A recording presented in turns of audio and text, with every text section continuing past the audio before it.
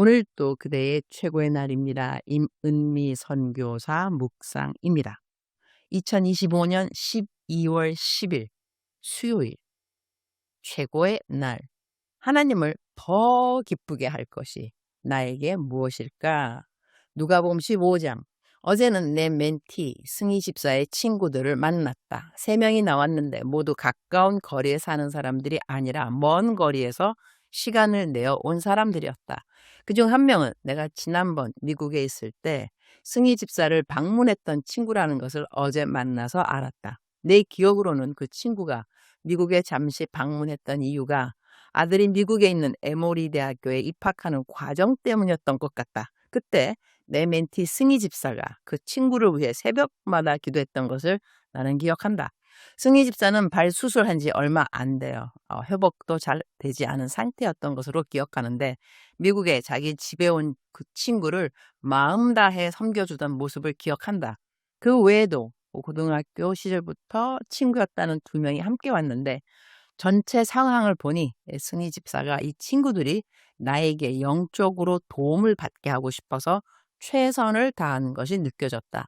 어제 아침부터 승희 집사에게 연락이 왔는데 몸 상태가 매우 좋지 않다고 했다. 그럼에도 불구하고 꼭 나오겠다고 하며 나에게 오늘 기도를 많이 하고 나와달라고 부탁하기까지 했다.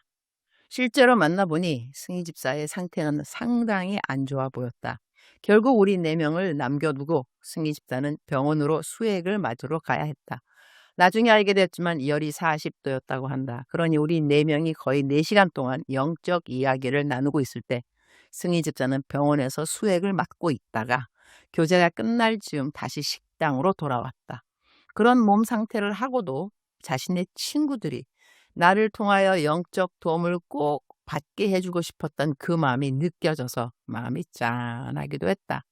어제는 하나님께서 우리 모두를 크게 도우셔서 승희 집사의 친구들과 나는 미니 부흥회라도 한 듯한 귀한 시간이었다. 하나님께서 한 사람 한 사람을 아주 세밀하게 만져주신 시간이었다. 이제 그 친구들 모두가 다음에 다시 만날 때는 하나같이 믿음의 진보를 이야기하게 될 것을 나는 믿는다. 우리말 성경 누가복음 15장 7절입니다. 내가 너희에게 말한다.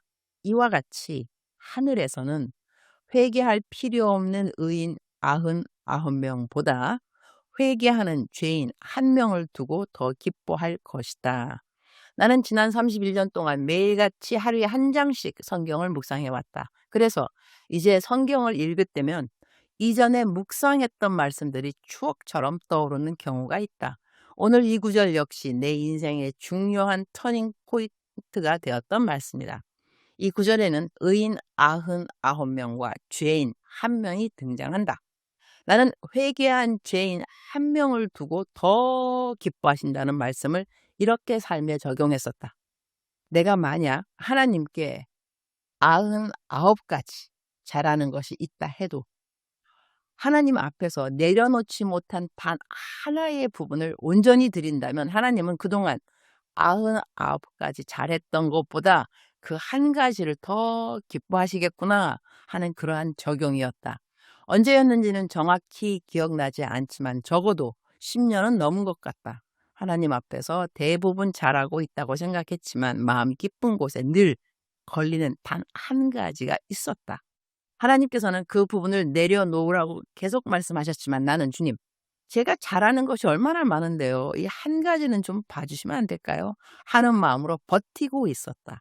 그러나 이 말씀을 다시 깊이 상고하며 결국 그 한 가지를 주님 앞에 온전히 드리기로 결단했다.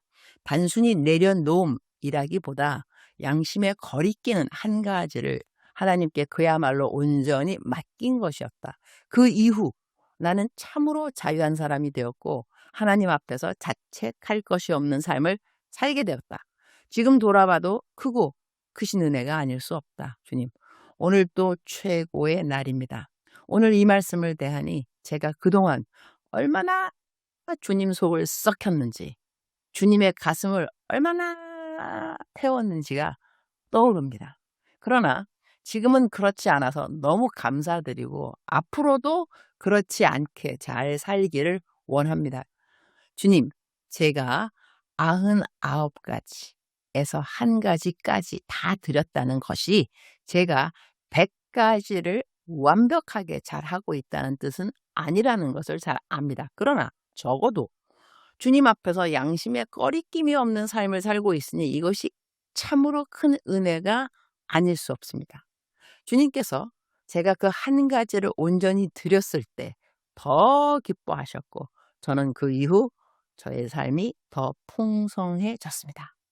이것이 바로 순종이 가져오는 참된 평안과 참된 기쁨임을 고백합니다. 순종이 어렵다고 하지만 순종이 익숙해지면 오히려 불순종이 어려워지는 은혜를 주셔서 감사합니다.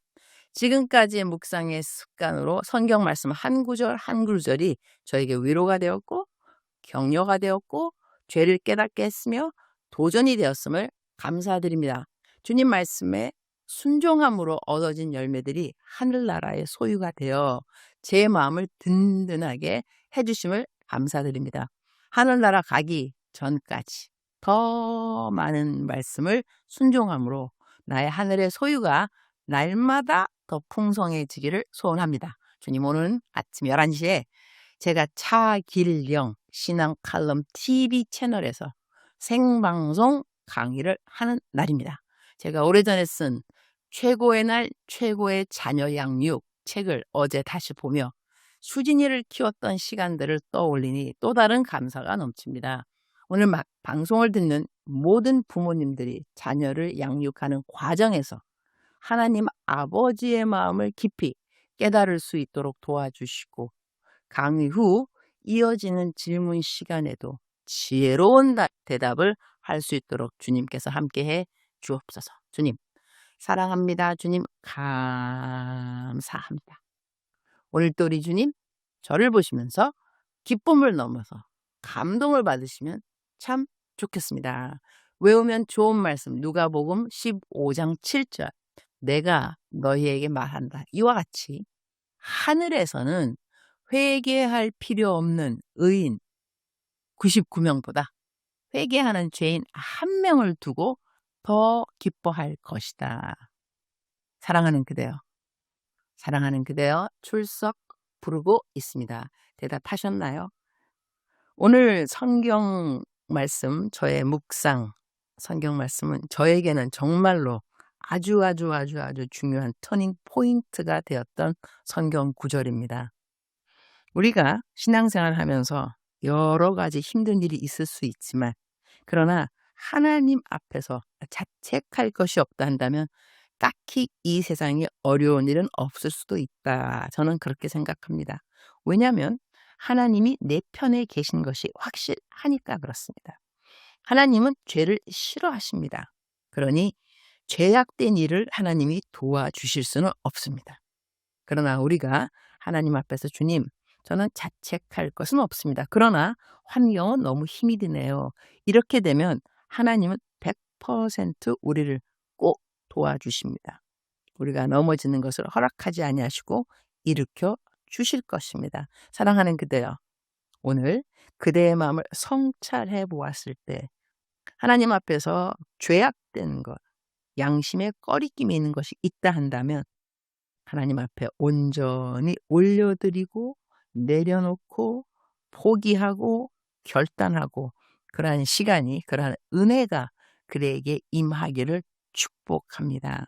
이 땅에 살아가면서 가장 복된 삶은 하나님 말씀에 순종하는 것이 기쁜 사람, 하나님 말씀이 순종이 익숙해져 있는 사람, 이런 사람이야말로 정말로 복 많이 누리는 사람이라고 저는 생각합니다. 사랑하는 그대여, 사랑합니다.